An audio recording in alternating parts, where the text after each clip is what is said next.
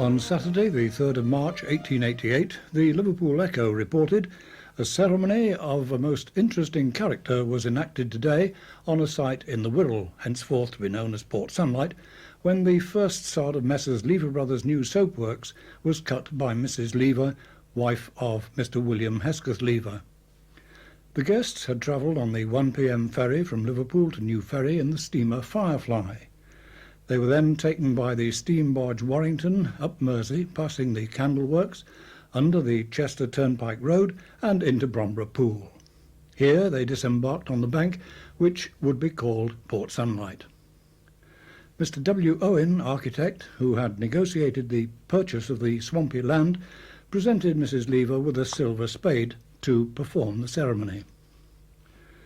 At a dinner in the Bear's Paw restaurant in Liverpool that night, William Lever explained, "It is my hope and my brother's hope some day to build houses in which our work people will be able to live and be comfortable, semi-detached houses with gardens back and front, in which they'll be able to know more about the science of life than they can in a back slum, and in which they will learn that there is more enjoyment in life than in the mere going to and returning from work and looking forward to Saturday night to draw their wages."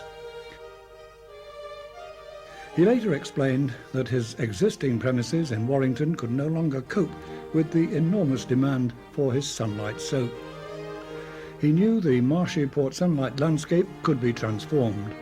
Communications were excellent for shipping and rail transport, and he was beyond the reaches of the Mersey docks and harbour dues. As well as the factory, he envisaged a garden village with homes for workers, with schools, sporting and cultural clubs, a library, a swimming pool, a theatre, an inn, a church, and even an art gallery. All this was to be achieved within a few years. Port Sunlight Village was to be a country village in an urban environment. It was to be home for Lever's employees, pensioners and widows only, thereby providing a loyal, healthy workforce committed to the company. A weekly figure covering rent, rates and repairs would be deducted from pay, about 20% of their wages. It was a bold experiment and it paid off.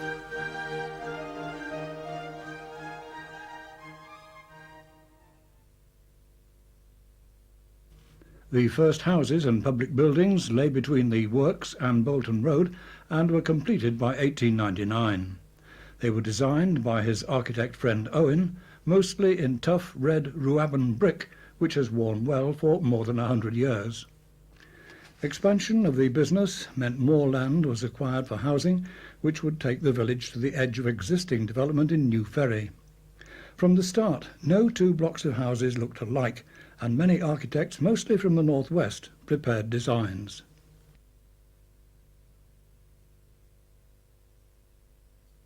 The basic interior designs were of two types. Some houses had 3 bedrooms, a downstairs bathroom, a kitchen and a scullery, with outside toilets at the rear. Other houses had 4 bedrooms plus an extra lounge or parlour downstairs. It's the exteriors of the houses that makes Port Sunlight unique with its variety of facades. Lever's own power stations in the factory brought electricity to the village in the late 1920s. A few houses were destroyed and many damaged by Nazi bombing during the Second World War. The damaged ones were repaired and most of those destroyed were rebuilt after the war. Most of the houses are based on the superblock pattern, where all house fronts face the road around the exterior of a rectangle. A single opening in the block provides access to the rears, where there were gardens and allotments, with garages added in later years. Because of this principle, all the houses in Greendale Road face the railway line, giving a good appearance to the village instead of the usual back gardens running down to the line.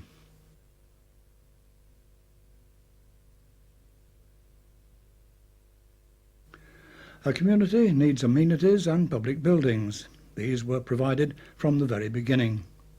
The earliest to open was the General Store in 1891, soon to become the post office. It still is.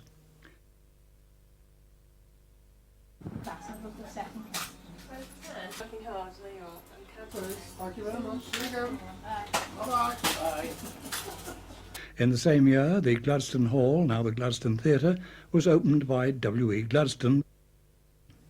The Gladstone Theatre was first built not as a theatre but as a hall for the population of the works, clerks, workers, management to have their lunches. If you were an ordinary worker and you sat in the main hall, if you were a clerk you went into a side room, if you were a manager you went in a special room and had waitress service. At that time there was no stage. The hall was built purely as a recreation and dining hall. It wasn't until the 1920s, when the works had built their own canteen inside the works grounds, that the theatre had its stage put in, had the floor raked, a new entrance hall put in, and public performances were put on, first of all by the Port Sunlight Players, formed in the early 1920s, under the auspices of the second Lord Leverhulme. He, in fact, wrote some of our early pantomimes. And 40 years ago, a second drama group started, the Fortune Theatre Group. Later again, the Stork Dramatic Society from Vandenbergs, they also joined. So we had 3 resident societies. The building was looked after by Unilever itself, Unilever Merseyside, and it wasn't just the theatre groups that came here, it was also used as a cinema. I can remember myself at lunchtimes from working at Unilever Export, coming up and seeing film shows in the theatre. Apart from the Port Sunlight Players, backed by Lever Brothers, Fortune Theatre Group, supported by Unilever Merseyside, and Stork Dramatic Society, backed by Vandenbergs, the theatre has also been used by Rock Ferry Dramatic Society, Scout gang shows, dancing schools and company presentations. Apart from all these, there was of course the annual event, the Unilever Drama Festival, sponsored by Unilever and comprising purely societies from Unilever companies. Sometimes there are over a dozen different societies involved. The venue was either here at Port Sunlight or at Crossfields, Warrington. Until this time, Unilever Merseyside ran the building, but by now they were very aware of the cost involved and decided it was time for a change. In 1984, the Gladstone Theatre Trust was formed with the company's approval, and we took over the running of the theatre, the maintenance of the building inside and everything that went on in it, and the company still retained the maintenance of the fabric of the building. We've made various improvements to the technical side of the auditorium, and we've also brought in many more people who wish to use the theatre both for performances and, we'd like to say, as audience. Eventually, with all this new usage within the theatre, we came to the conclusion that for the theatre to continue to prosper, we had to extend the premises. We have devised a 7-phase plan, of which phase 1 has now been completed, and it has provided us with a disabled ramp access into the front of the theatre, and this has been put into a beautiful landscaped area which has been provided by the Port Sunlight Village Trust. Our next phase is for a suite of dressing rooms with showers and toilets, which will replace the 2 minuscule dressing rooms we've been using for the last 75 years. The next phase will improve things for all our public, and it will also provide a studio theatre. All this, of course, is going to take a great deal of money. We are putting in applications to many of the arts and heritage funds that are available to us. And we are putting on car boot sales, which are becoming very popular, special shows and concerts, particularly for fundraising activities. All in all, we are a very busy theatre. We are completely volunteer run in all aspects of the work. We're looking for more of those volunteers, and we're also looking forward to taking our local community entertainment into the new millennium. In 1894, the Dell Bridge was constructed over the tidal creek, which became the landscaped Dell Park. The bridge led to the Lyceum, known at the time as the Schools, the first in the village. It was also used as a Sunday school and a temporary church. After the new schools and Christ Church were opened in Church Drive in 1903 and 1904, it became the Staff Training College for a time. Today, it's the home of the Men's Club. The club's bowling green was originally the tennis lawn.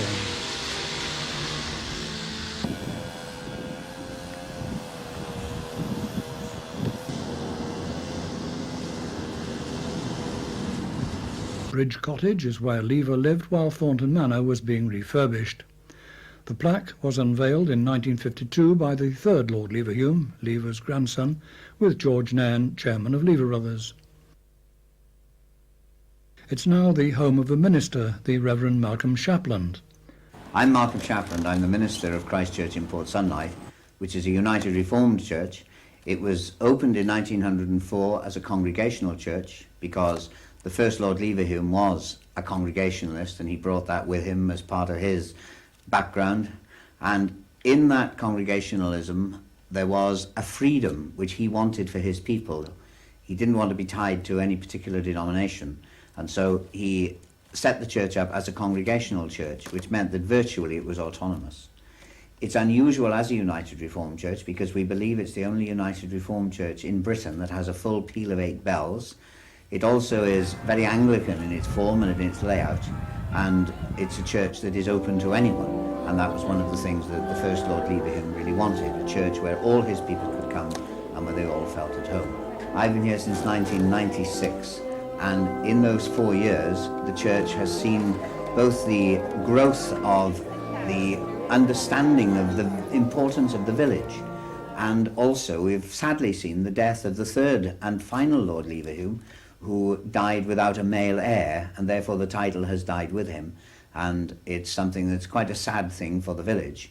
But we also know that within the church there are certain things that go on that will not only keep his memory alive, but also the memory of his grandfather, the founder. And we still enjoy Founders' Day, which is a day on which local organisations and local people come to the church, and we have a Thanksgiving service for the life of Lord Leverhulme. On that day, wreaths are laid at his tomb, which is attached to the church, and we remember him with thanksgiving, and we remember also some of the things that the village stood for and stands for. In 1952, Founders' Day service is attended by the third Lord Leverhulme and George Nairn. Founders' Day service is held at Christ Church every September in memory of Lord Leverhulme on the Sunday nearest his birthday. In the year 2000, wreaths are laid on behalf of the company and various village organisations. As you probably know, each year we lay wreaths on behalf of various societies in the village and in the factory, and we'll do that now, and then after we've laid the wreaths we'll just have a prayer.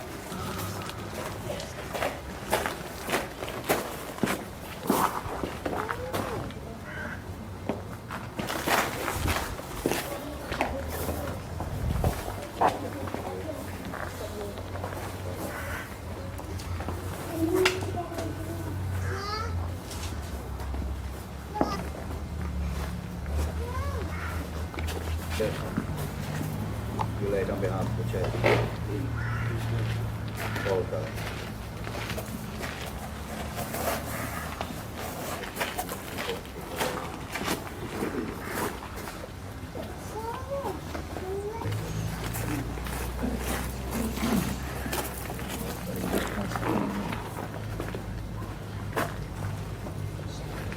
God our Father, we give you thanks for the life of William Hesketh Lever, for all that he did for this community.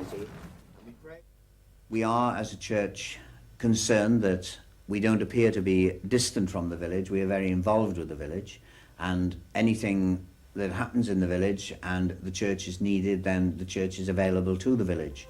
Up to the early 1950s, a sports day celebrating Founders' Day was held at the company's sports ground, the Oval. This was also chosen to represent the setting for the 1924 Olympic Games in Paris in the film Chariots of Fire. These scenes are from the 1933 Founders' Day.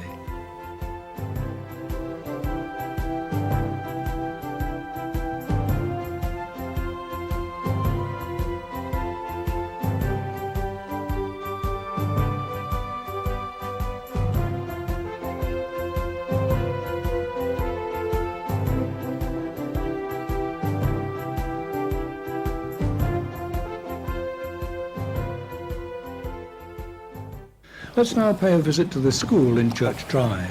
Good morning, children. The head teacher is Nigel Long. Schools have been established in Port Sunlight Village ever since the village first began in the 1880s. Originally, the children attended school at the Lyceum building, which of course is still very much part of the village. It was eventually decided that there wasn't enough space for the children at the Lyceum, and so two new purpose-built schools, which were joined together, were opened in 1903, known as Church Drive Schools, and that was an infant department and a junior department, which were quite separate from each other, although housed in the same building. Year 2000, obviously we're still here, very much a thriving school. The school is actually full from nursery right up to the end of year 6. So we currently have round about 350 children coming to our school every day. Although interestingly, only about 13% of those children now actually come from Port Sunlight Village, whereas in its early days, every child that attended the school would have actually lived in Port Sunlight Village. The school is actually owned by the Port Sunlight Village Trust, and it's leased to Wirral Borough Council. We are a non-denominational school affiliated to the local education authority. A number of people think that because we are next to Christ Church and because we have such great links with the church that we are in fact a church school, but we are not. Although the minister, Reverend Shapland, currently is a governor of the school is very much part of the village community and hopefully will remain so for many years to come. 1896 saw the completion of the building that now houses the Heritage Centre and NatWest Bank. It started as a girls' hostel which never became popular. By the early 1900s it housed the Lever Free Library and later shared it with the Liverpool and District Bank. It's seen here about 1952. It had many thousands of books and a reference library. There was even a reading room where people could pass the odd hour in peace and quiet. The fire station opened behind the girls' hostel in the same year. Originally, horse-drawn fire engines were used. These scenes from 1919 show the relatively new motorised Leyland vehicles. There was a complement of 30 full-time members, of whom there were always at least 10 on duty. The brigade was later absorbed into the Cheshire County Fire Brigade, eventually to become the Merseyside Fire Service in the area. The pavilion, located opposite the post office and next to the railway line, housed the Lever Co-Partnership Club, also opened in 1896. It catered for various indoor leisure pursuits, as well as outside bowling on the green alongside. This is still a popular sport.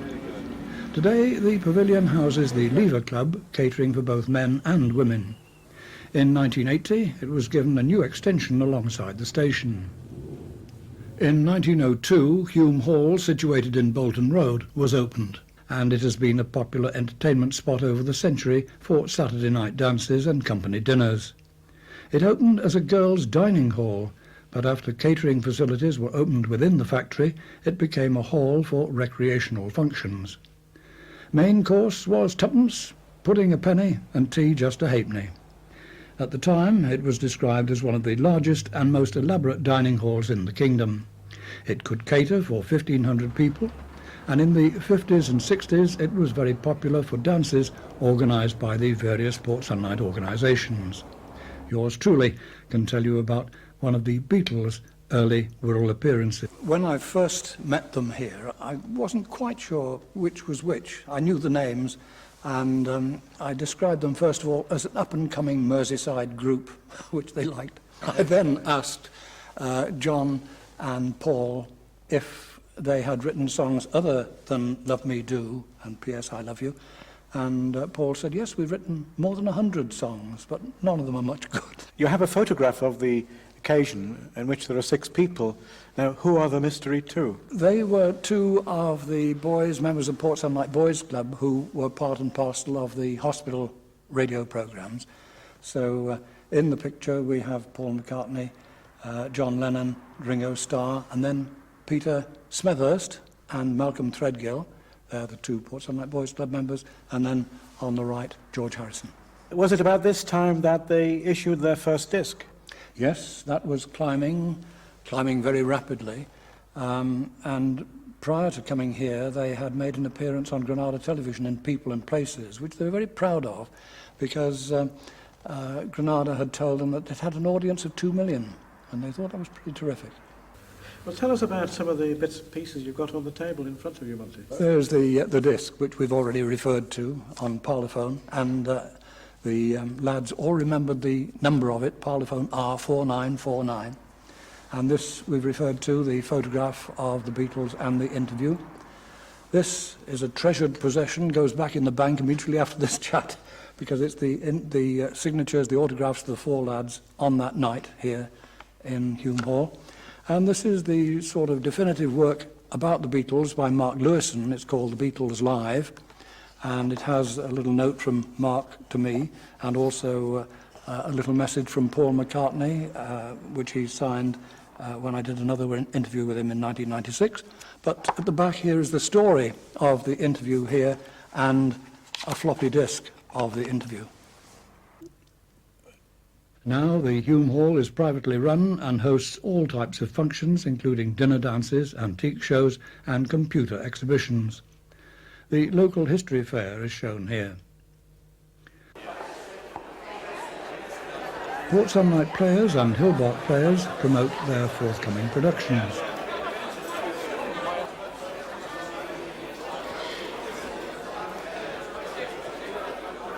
The Lansel Inn Greens display their family history and associations with the area since the 1200s.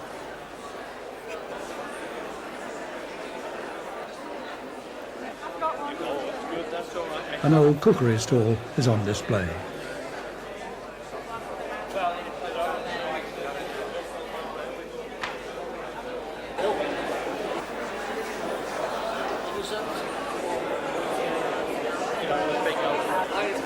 The Village Society takes an interest in environmental matters.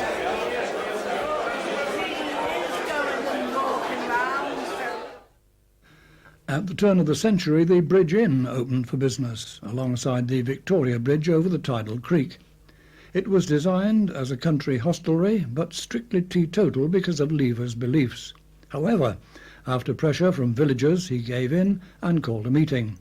That meeting voted for licensed premises, but the majority was not sufficient. He allowed a referendum of all adults in the village. By 472 votes to 120, they voted in favour of having alcohol available. Many famous visitors stayed here. It's now run by a brewery independently of the company.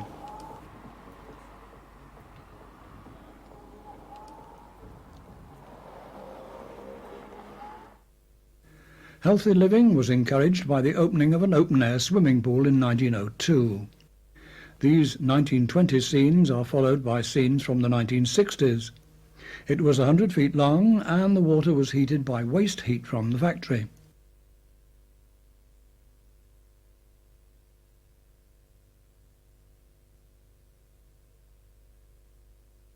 With the opening of more indoor pools in competition, it finally closed in 1970.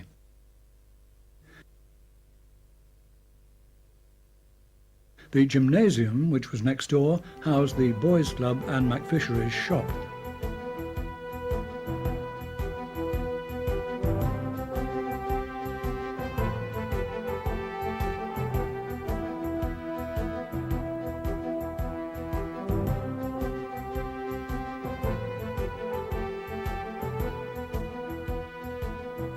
It was demolished a few years later, and the area became a garden centre.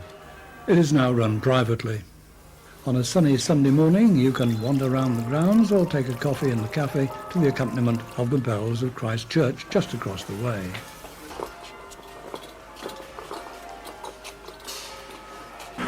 On the far boundary of the village next to New Ferry, built before there was much housing in the area, stands Hescott Hall. It opened as a technical institute not only for villagers, but for the community at large. It was one of 3 establishments built by Lever at his own expense, the others being the church and the Lady Lever Art Gallery.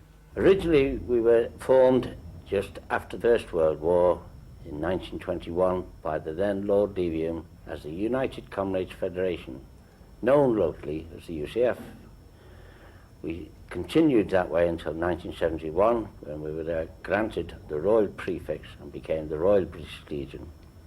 We have been responsible for the organising of the Remembrance Parade on behalf of the company and all local organisations. Over the past 80 years, we've brought together the Cheshire Regiments, the Boys Brigade, the Scouts, the Guides, St John's Ambulance and many other organisations, and have been led on our parades by Lyceum Brass.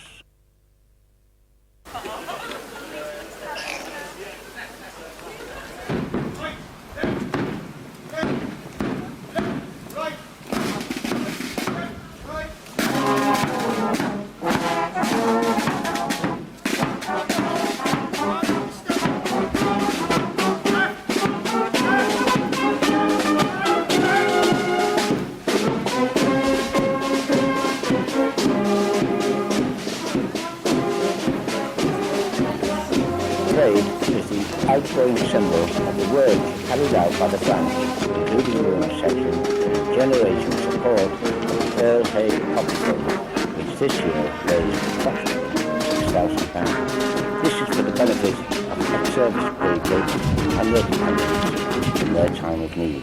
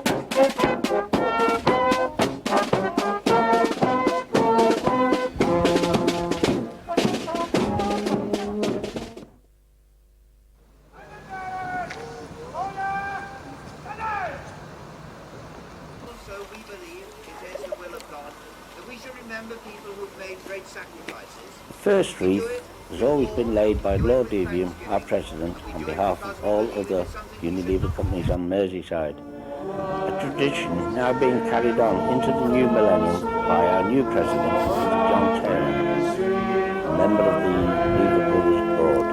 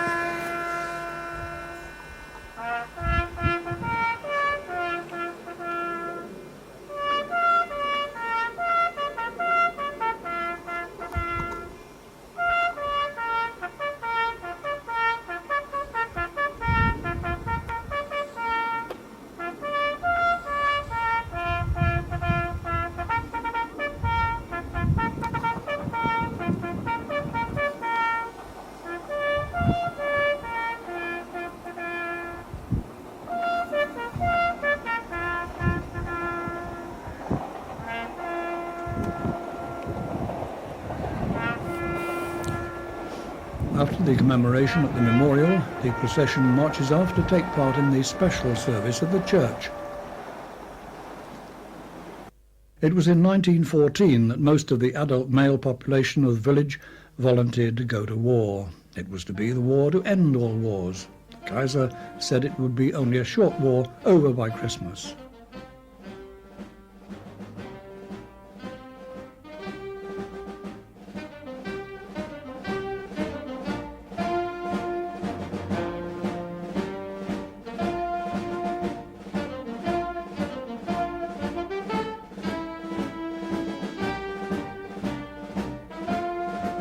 By train from the newly opened Port Sunlight station.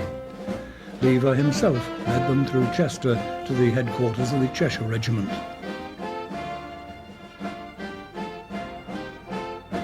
It was a devastating war with millions on all sides killed. Over 500 of Lever's employees died in battle. A village of widows was left, with profound effects on the future population. A generation was lost. From 1916, Lever planned a memorial which was designed by Sir William Goscombe John.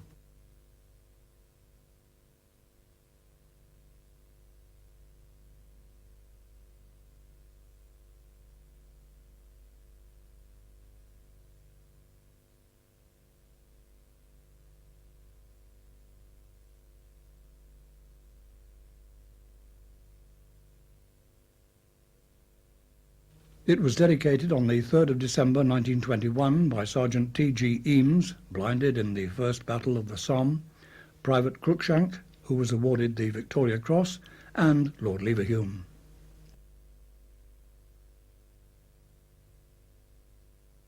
The Second World War started. The village was bombed by the German Luftwaffe on a number of occasions. Many houses were badly damaged and over 20 were completely destroyed. Most were rebuilt in 1947 as far as possible to the original design. In 1950, Montgomery of Alamein visited and reviewed the veterans of both wars.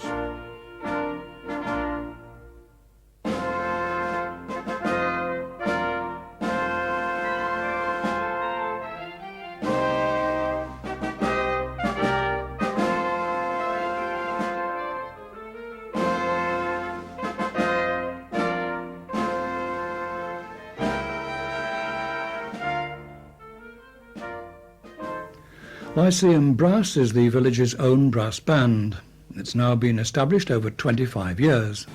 The band was formed as a part of the Portsonlight Boys Brigade, which was formed in Portsonlight Village in 1900 by the 1st Viscount Leverhulme.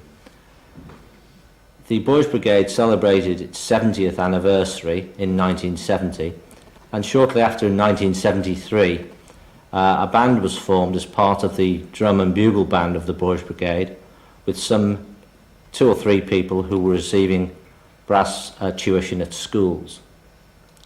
From there, the interest and organisation grew quite quickly within the Boys Brigade, and after that it was decided that the administration of the band was far too complex for the Boys Brigade, and it was therefore taken out as a separate entity and became the Portsonlight Old Boys Band, Old Boys being that of the Boys Brigade. The male domination didn't last too long before boys and girls were included in the band, and since that time figures have grown, etc., and the numbers and interest within the band has grown. We take part in many concert engagements throughout the Wirral and Cheshire and the North West, including various village events such as the Remembrance Day Parade, which we did recently in Portsonlight. Other events include brass band festivals and contests throughout the North West and North Wales. We play at many engagements during the year, and we are funded basically by ourselves, but also receive commercial sponsorship from Charles Stevens Birkenhead Limited.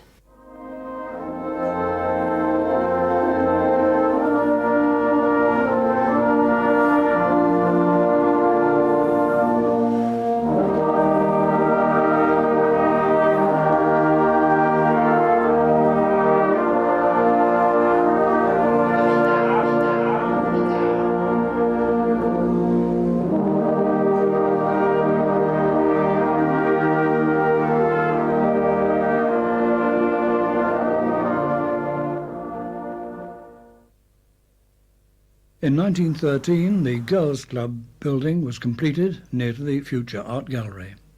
It now houses the Village Residence Club, which provides social facilities, although its membership is no longer confined to those who live in the village. 1905 saw the establishment of a hospital which lasted right up to the formation of the National Health Service in 1948. The building then became the company's training centre for some decades, but now serves as an old person's home. Up to 1914, the station for Portsonlight was Bebbington and New Ferry Station on the London and North Western and Great Western Joint Line. It's still the station for the north end of the village and the Lady Lever Art Gallery.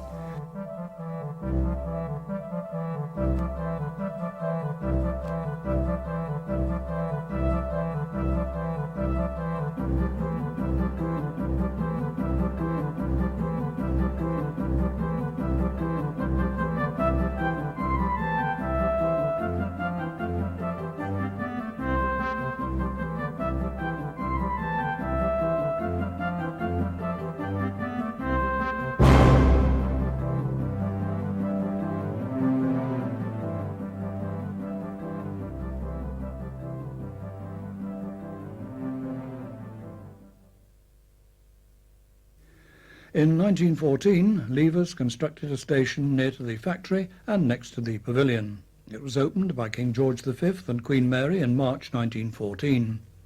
Local and special trains were then able to stop. Levers' handbook stated.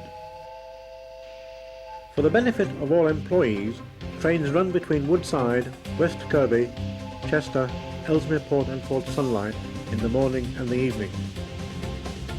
Special trains to Bromborough link up with the main line for the benefit of employees at the old refineries and Planters Margarine Company Limited.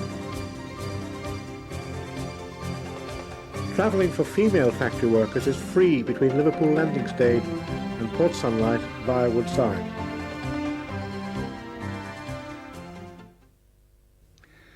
In 1929, the station was handed over to the railway company and is now part of the Merseyrail Electric's Wirral line between Liverpool and Chester.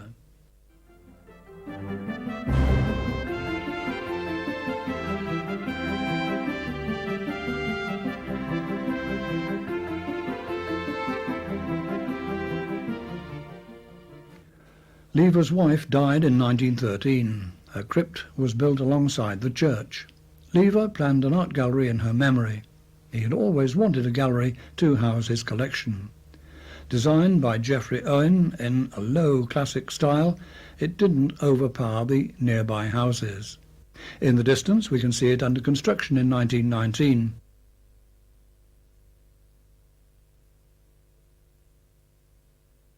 The opening ceremony was performed by Princess Beatrice on the 16th of December 1922. It was run by trustees for the use of the village and in 1978 was presented to Merseyside County Council by the then Lord Leverhulme. The importance of the collection was recognised and it is now administered by the National Museums and Galleries on Merseyside. William Hesketh Lever founded the gallery as an educational and spiritual resource for his fellow workers at the Port Sunlight factory and also for the public generally. The collection is particularly strong in four areas. It's strong in Wedgwood jasperware, of which we have the world's finest collection, 18th century marquetry furniture, 19th century Pre-Raphaelite paintings, and antique sculpture. The Lady Lever Art Gallery is one of 8 venues which are cared for by National Museums and Galleries on Merseyside, which was set up in 1986. The Lady Lever Art Gallery is famous for its British collection. Lord Leverhulme collected all aspects of British art, but here in the Napoleon Room we see his fascination for all things connected with the French Emperor.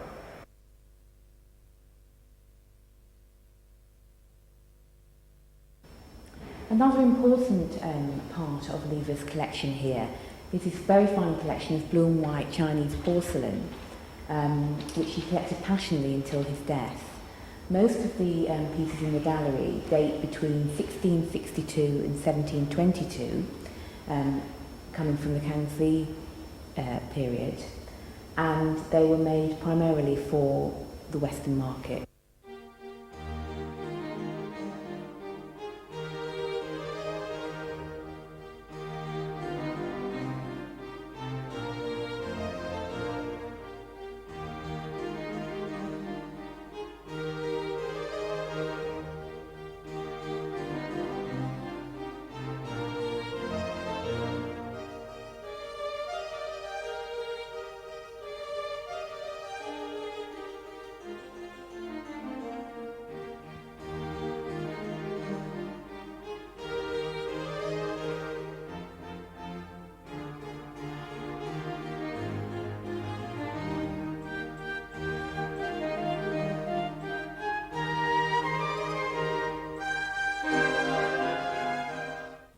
William Lever died on the 7th of May 1925 at the age of 73. In addition to his success in business and the development of the village, he became Liberal MP for Wirral in 1906, a baronet in 1913, a baron in 1917, mayor of his hometown Bolton in 1919 and a viscount in 1922. After his death, few houses were built apart from completions. In 1934, the Duke of York cottages, consisting of 18 dwellings, were built for pensioners. They filled an empty corner at the Bebington Station end of Greendale Road, previously the end of the northern tidal creek of the Mersey. They were officially opened by the Duke of York, who was to become King George VI a few years later. 50 years after the inauguration of Port Sunlight, Jubilee Crescent, consisting of 15 houses, was completed. These were to be the last for 60 years. Bomb damage repair work carried on well into the 1950s. Even in 1952, deprivation and poor quality housing was alongside Port Sunlight's border. Thankfully, these scenes have now disappeared forever. In the 60s, the houses were refurbished to a high standard with modern kitchens and inside toilets installed. Rear allotments were replaced with garages and back gardens. During this period, flowers in the diamond were replaced with rose beds. The trees were mainly elm, and Dutch elm disease attacked them in the 1970s. Most had to be felled. The new trees planted are of a number of varieties and 25 years on have reached maturity. There are still large areas of grass in the village. These mostly follow the lines of the old tidal creeks. Originally, houses were planned for them, but these have never been built and probably never will be. Residents take great pride in the amount of open space. 1988 was centenary year for both the village and works. The year opened on the 100th anniversary of the cutting of the first sod on the 3rd of March. Hundreds were present in the dell when Viscount Leverhulme, grandson of the founder, unveiled a plaque to commemorate the occasion. And I, for one, shall always look upon Port Sunlight as the finest jewel in the crown of Unilever. Also present were the chairman of Lever Brothers and Unilever. There were many events during the year, as well as exhibits lasting from March to October. One of the highlights of the celebrations was the Vintage Transport and Steam Weekend. Angus Tilton explains. At the time, I was employed by Lever Brothers and also chairman of the Wirral Transport Users Association. And in the summer of 1987, 2 years before the event, I put in a suggestion that we should try and reenact Lever's train service from Port Sunlight Village down to the Bromborough Margarine Works, particularly as the railway line was still intact at that time. This was accepted as long as I organised it. Luckily, the Wirral Transport Users Association provided an umbrella organisation in which to bring everything together. The first thing to happen was the unveiling of a painting in Port Sunlight Station embracing the history of local transport in the area by local artist Jonathan Kennedy. But the main thing, of course, was organising steam trains, and in the end we managed to get 2 locomotives from private owners, the Severn Valley and Derek Foster, and 5 coaches from British Rail. And of course a special platform had to be built, where there was one originally many, many years ago.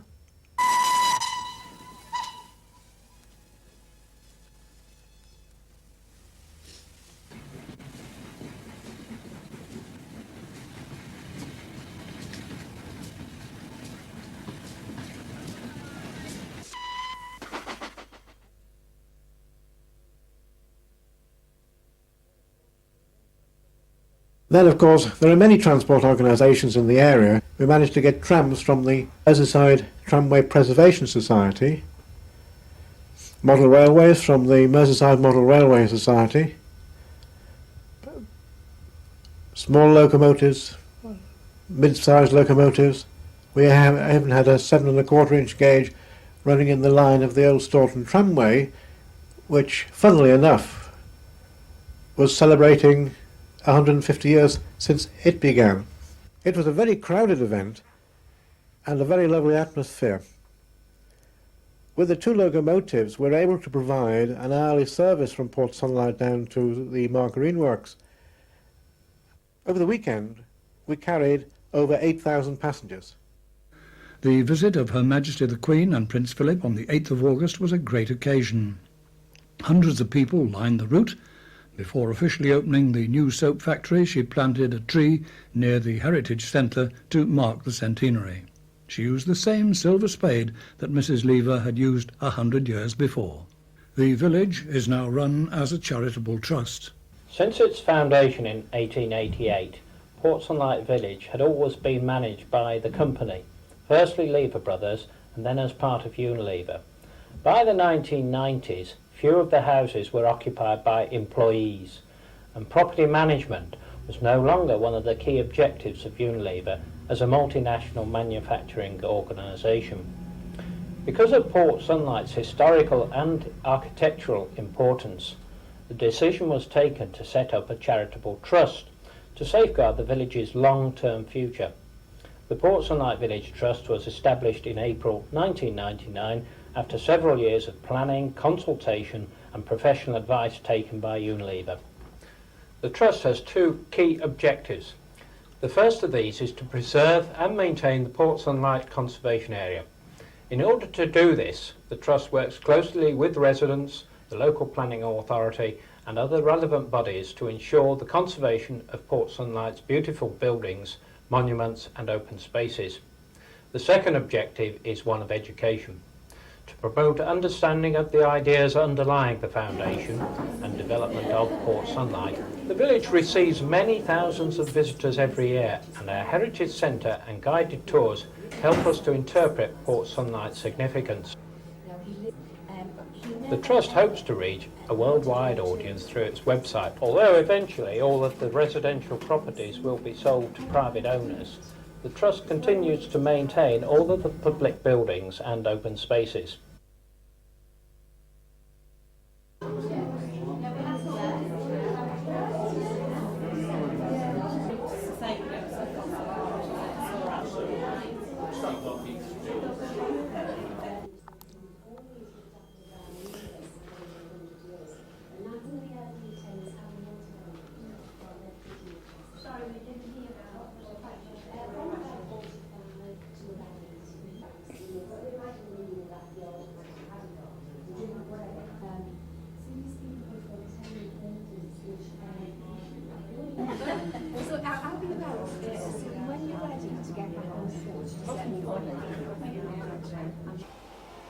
We are especially proud of the village's award-winning landscape, which is maintained to a very high standard by the Trust's contractors.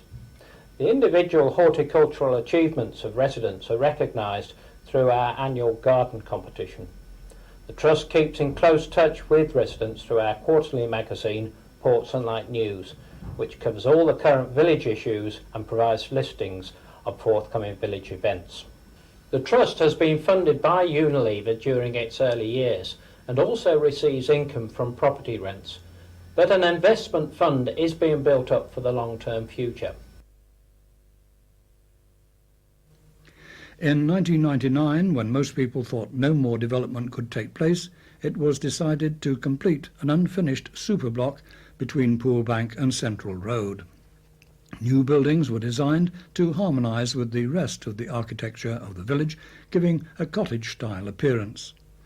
These were not houses, but retirement flats for older people. Over the century, the village has adapted to the times, and, being a far-sighted man, William Lever would have helped it adapt to changing social circumstances. The world of 2000 is light years away from the social scene of 1888, but the village he created has a place to play in the present environment, and architects and town planners of today can learn a lot from the principles of designing for a community from all those years ago. In 1930, his workers subscribed to a memorial in honour of the man who created this village out of the swampy banks of the Mersey. Called Inspiration, the figures at the base represent Lever's main interests: industry, which he created out of nothing; education, for he gave that opportunity to many; art, for he appreciated and supported art in many ways; and last but not least, charity. Some people would say his real memorial is the village he himself dreamt of and caused to be created.